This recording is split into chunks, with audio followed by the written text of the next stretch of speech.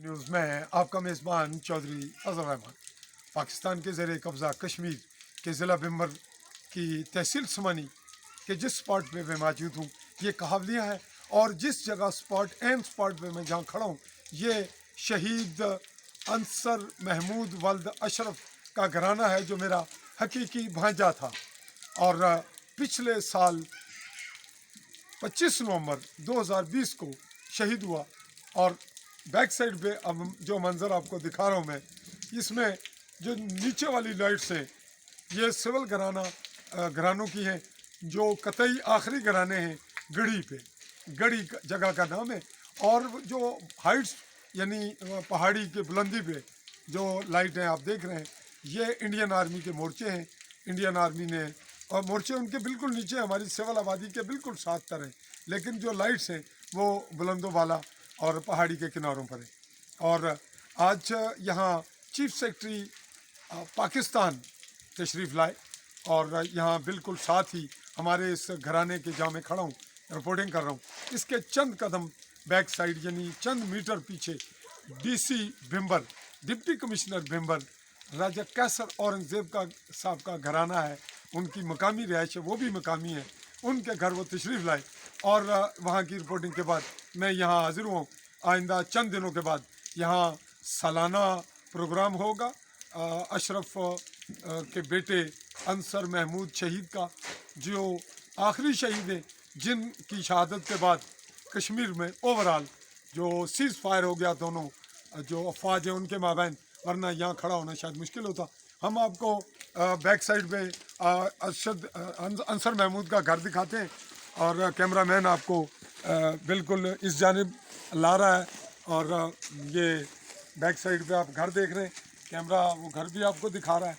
और मैं भी आपसे मुखातिब हूँ ये बताते हुए कि यहाँ की ज़िंदगी कितनी मुश्किल है। यहाँ रास्ते बिल्कुल मफकूद हैं, और यहाँ ना तो तालीमी सहूलियात है, न यहाँ वाटर सप्लाई का मामला जो है उसका कोई हल है, और न ही मवेशियों का कोई मामला है।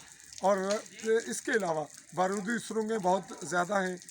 और जब से सीज़ फायर हुआ लोगों ने एक नया सांस लिया, और इस वक्त यहाँ जो तामीर आप देख रहे हैं ये अब तामीर हुई, वरना यहाँ मकान इसी ख़तरे के पेश नज़र कि अभी गोलाबारी शेलिंग होगी तो लोग पुख्ता मकान और बहुत ज़्यादा इन्वेस्टमेंट नहीं करते। तो अगले मरले तक हम आपको ये बताते हुए आखिरी पैगाम देते हुए कि कश्मीर का तनाज़ा 75 साल से हल नहीं हुआ।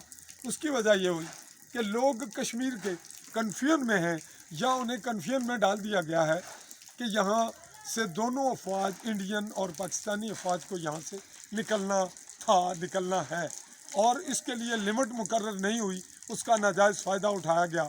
और मकामी लोग जो है अगर वो आप उनसे ये तवक्को रखें कि वो आज़ादी मांगेंगे, तो जब तक यहाँ काबिज़ अफवाज मौजूद हैं वो दोनों की हमायत करेंगे। जो इंडियन ज़ेर कब्ज़ा हैं वो इंडिया की फ़ौज की हमायत करेंगे, और जो पाकिस्तान की फ़ौज के ज़ेर कब्ज़ा इलाका है यहाँ लोग पाक फ़ौज की हमायत करेंगे।